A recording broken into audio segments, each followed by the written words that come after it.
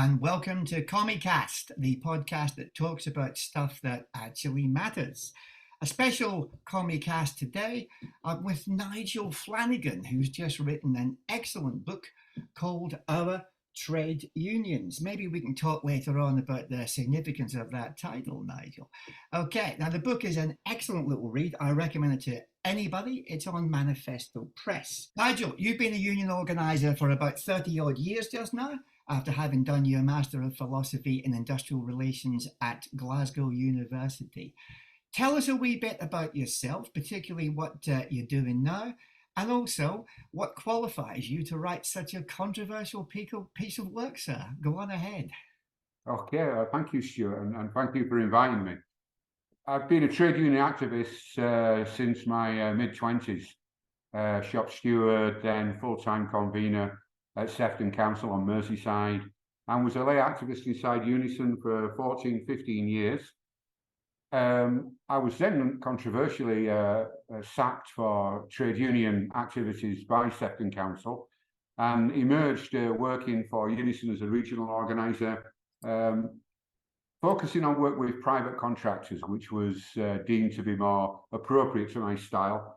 And whilst I was doing that job, I was approached about going to work for a global trade union based in Switzerland, but operating all over the world. And for 6 years, I worked for Uni Global Union in many countries in Africa, in Palestine, in India, in different parts of Europe, also including Russia. So I've brought together a real sort of unique in the sense of the privileges I've had in terms of working across so many different sectors with different types of trade union organisations. And I felt like I really had to pull all this together with a kind of summary of what my experience was and what my take was on where we are now. And you did that very nicely. Now, I love many things about the book, but particularly the focus on the non-European experience, which I must confess I wasn't expecting whenever I sat down to read it. This may seem an odd question to begin with, particularly to people that haven't read the book, but I'm going to ask it. If the union movement is to progress in this country and to make a real contribution to achieving meaningful working class liberation, does it need to unlearn centuries of supremacy informed by colonialism? You know, that is a superb question. And I think the answer is yes, it does. I think that the legacy of colonialism exists inside the British labour movement, largely unrecognised and quite often ignored, right from the point of view of many Black or immigrant workers who come into the movement and still face prejudice and discrimination and ignorance about their situation, all the way to the other side of the trade union leadership, who don't seem to have incorporated the lessons from the whole empire and colonial experience at all. And so that kind of the DNA of the British labour movement has not properly included the experience of Black and immigrant workers from the former colonies inside what was the British Empire. So I think that unlearning that, well, first of all, recognising that that is an issue and they really need to face up to it is important. And secondly, acting on that. And if I can give an example of how this has happened and what the consequences are, is that one of the Labour governments that is, you know, in many ways quite rightly praised above all of us is the incoming 1945 Labour government. And personally, as a socialist and an activist and a trade unionist, they were kind of like, you know, the sort of the test for me. Any Labour government has to be as good as that government. That used to be my feeling. What a shock it was for me to be working in Africa, particularly in Ghana and Kenya, to find out that many trade union activists actually had a very, very grim view of the British Labour government and even the creation of the NHS. And I did read a quote from one African trade unionist who said, "I'm very, very happy that the British people have a free health service at the point of need, but they need to remember that a lot of that is paid for by the wealth that was stolen from colonies inside the empire." And this idea that there is always going to be a social democratic solution to all our problems is based around the record of the 1945 Labour government. But there is a different perspective, and that perspective of those millions of workers who were slaves, who were brutalized, who were exploited, and continue to be so long after that Labour government had left office, particularly in Kenya, for example.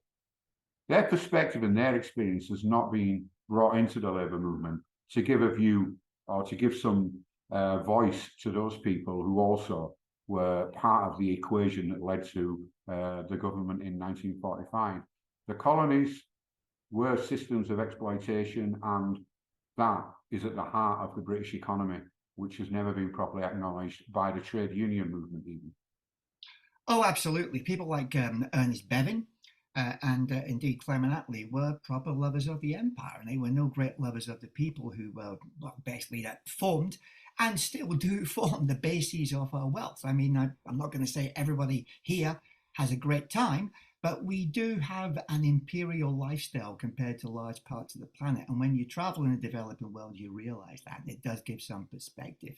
Would you also say that this, let's call it a certain syndrome of supremacy, blinds some union leaders to the experiences of the guys like you talk about in Kenya and Morocco?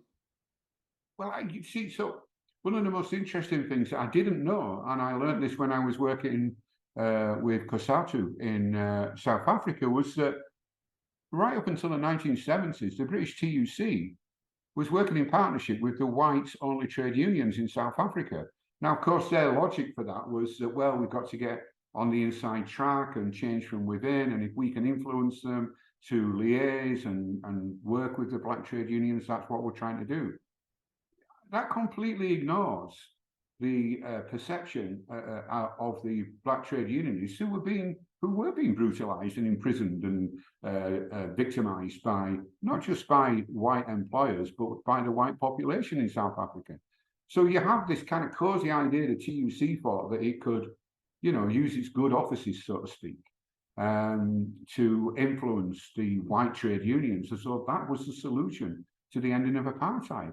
And that wasn't the solution to the ending of apartheid. But that's the most extreme example.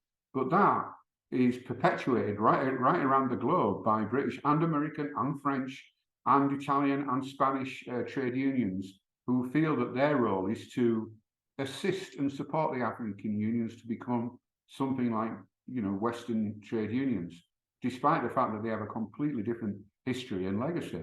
So it is quite common to find trade union activists and organisers and leaders in countries like Ghana and Kenya and Morocco, etc., who have a very, very, very cold and different view of European trade unionism from the one that we would expect them to have, which is, oh, we're on your side. Actually, sometimes they don't think that we are on their side. Now, despite all this, there does seem to be an air of optimism about the union movement in Britain right now, after the lockdown and so on, and the growth of membership. And we're in the midst of a few prominent strikes, which look like some will be successful, maybe some more so than others.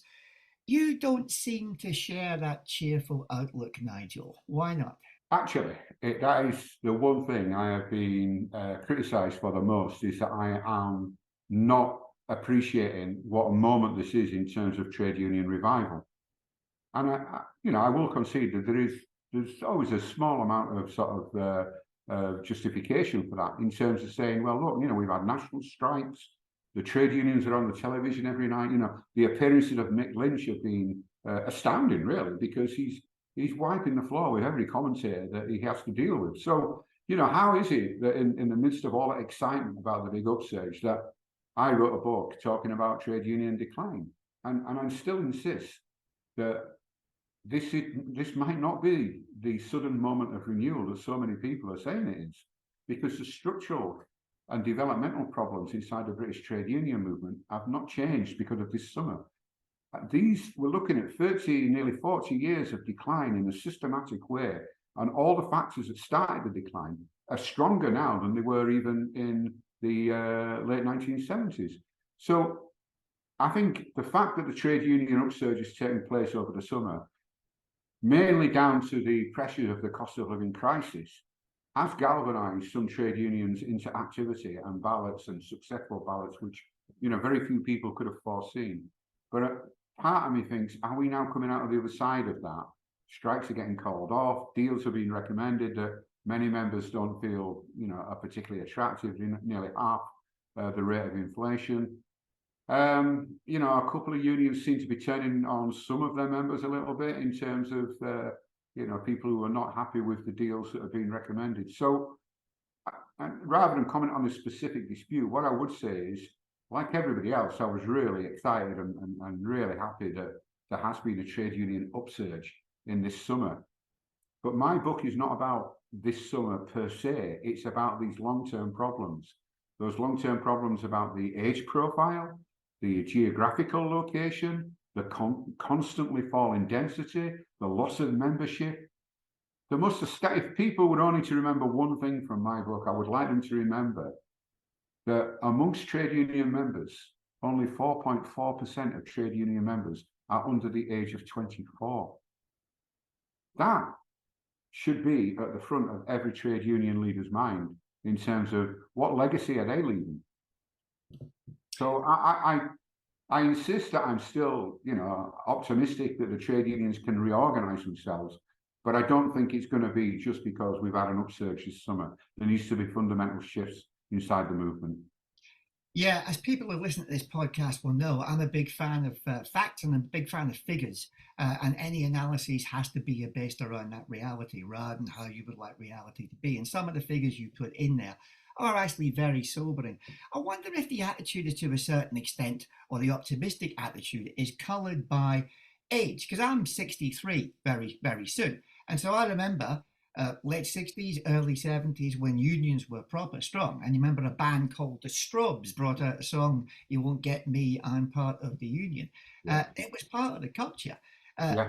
The shock, the cataclysm that came after Thatcher's deprivation in the 80s left us with a situation where I think people are comparing now with a couple of years ago when things are very bad. So it could be an age thing. What do you reckon?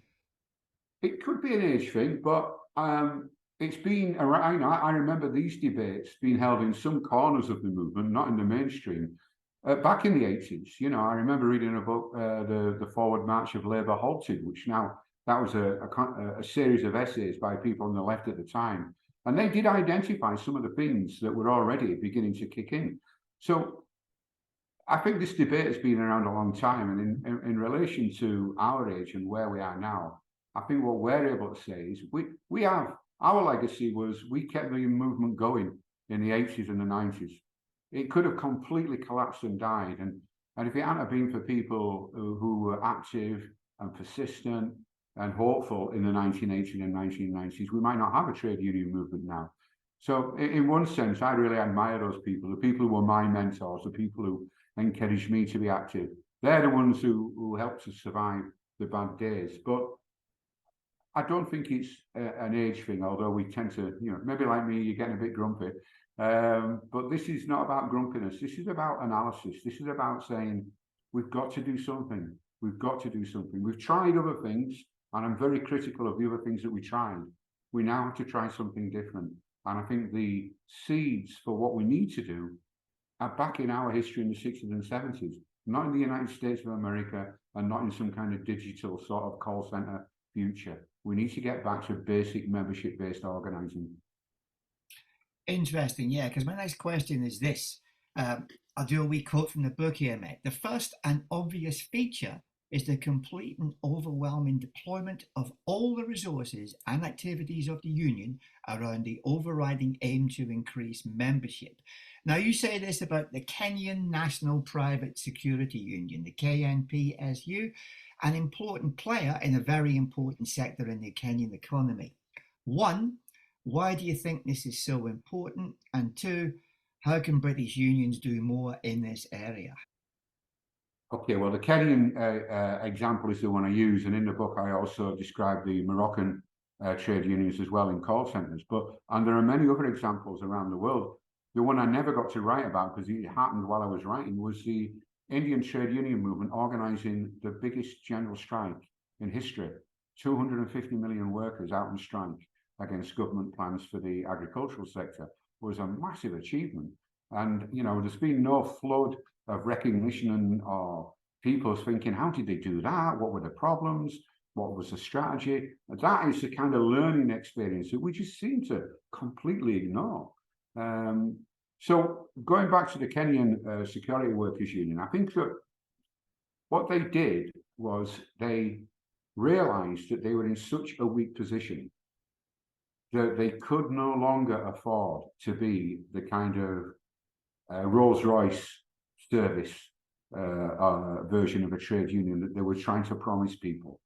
So the Kenyan security guards were in almost universal precarious employment, 6 days a week, 12 hours a day, no training, no equipment, quite dangerous work. And they only had about 8,000 members in a part of the economy that employed nearly 500,000 people. So they couldn't really offer the services or the range of support that British trade unions claim to offer to individual workers, but I'll come back to that another time. But they decided the only thing they could do would be was to become a mass movement, and that was the language they used, and therefore they stopped hiring lawyers to take up casework. They stopped attending most, but not all, meetings with politicians, and they gambled everything. And gamble is the word I would use on taking the resources that they already had, plus some support funds from Swedish and German trade unions that had been offered to them to help them organise the sector. And they went in for an organising plan that included the employment of full-time organisers. And after 12 weeks or so, nothing was changing.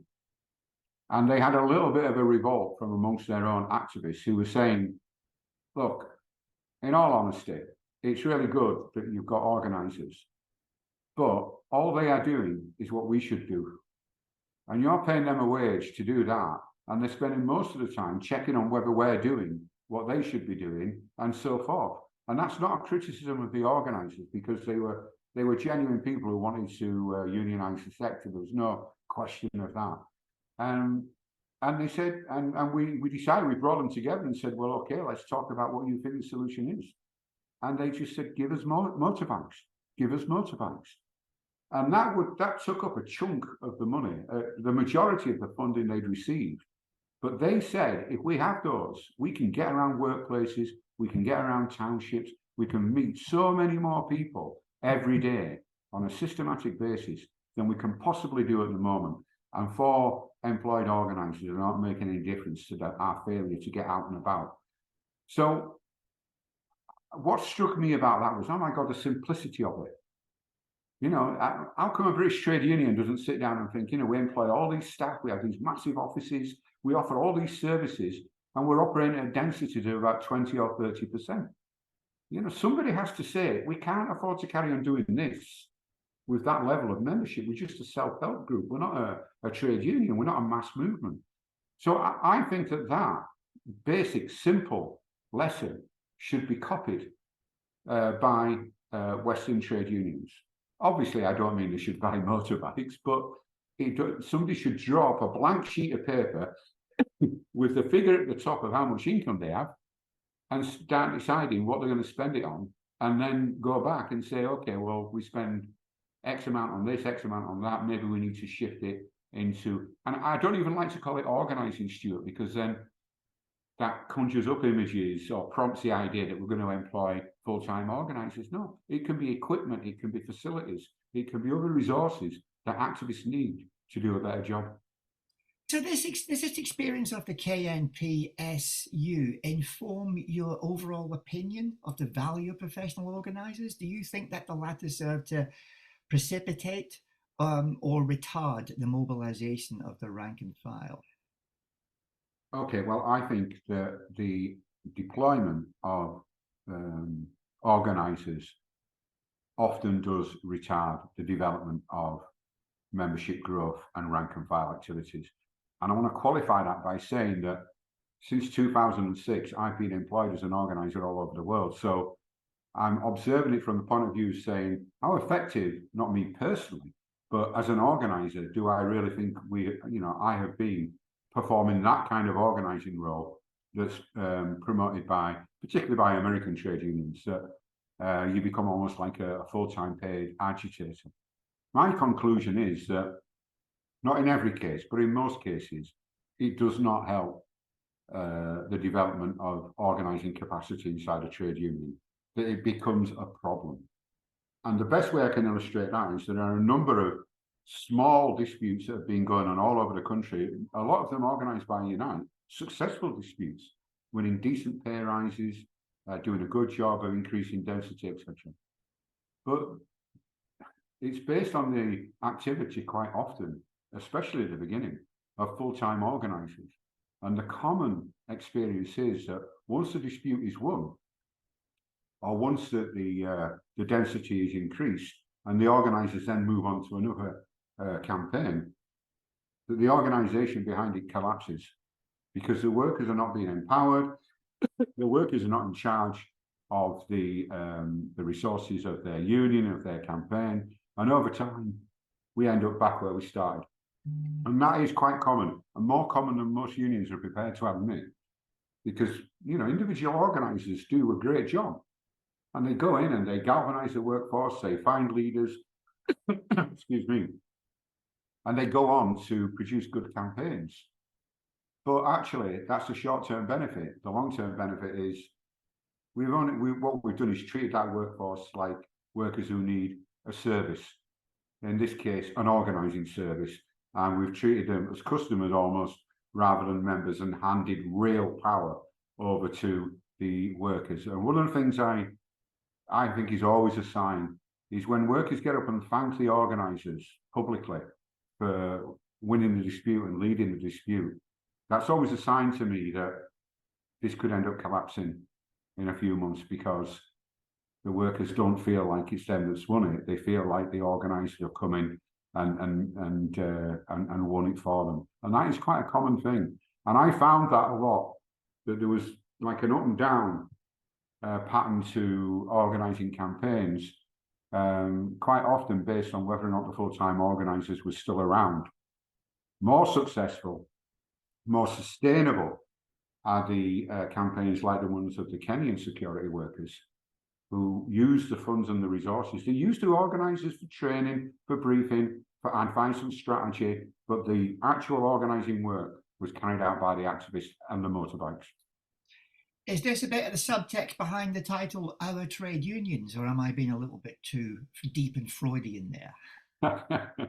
That's exactly why I called it that, because right. I was trying to say that our trade unions, we have staff, like me, I'm a member of staff at a trade union, I'm very proud to be so, but it's not my union. I work for the union, I work for the members, that's the way it should be. And I think that element of reclaiming the unions from the professionals or the leaders is really, we've tried all the other things, it's the only way that we're going to rebuild and renew the trade union movement, is through the activity of rank and file activists who got control of the resources and the democracy of their own trade union. Talk to us a wee bit about the spider web style of recruitment that you go through in the book. Right, well, this probably the most inspiring part of my trade union activity is seeing how this has spread.